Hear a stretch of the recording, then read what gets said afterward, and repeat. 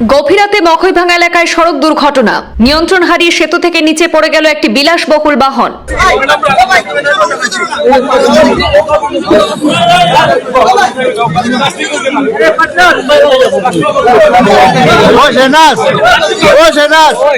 ঘটনাস্থলেই প্রাণ হারান শ্রীভূমির বিশিষ্ট ব্যবসায়ী শ্যাম ট্রেডার্সের স্বত্বাধিকারী অমিত কুমার বারগড়িয়া। ক্ষতিগ্রস্ত গাড়ি থেকে দীর্ঘ সময় উদ্ধার ও তৎপরতা চালিয়ে বের করা হয় অমিত কুমার বারগড়িয়াকে।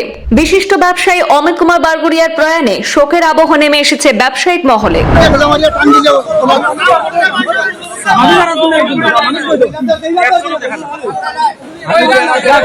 শিলচর শ্রীভূমি জাতীয় সড়কে ভয়াবহ সড়ক দুর্ঘটনা, নিয়ন্ত্রণ হারিয়ে সেতু থেকে খাদে পড়ে গেল বিলাসবহুল হুন্ডাই ক্রেটা। জানা গেছে, গতকাল গভীর রাতে শিলচর থেকে শ্রীভূমির দিকে আসার পথে বদরপুরের 6 নম্বর জাতীয় সড়কের মখইভাঙ্গা এলাকায় একটি সেতুতে নিয়ন্ত্রণ হারিয়ে খাদে পড়ে যায় একটি হুন্ডাই ক্রেটা গাড়ি।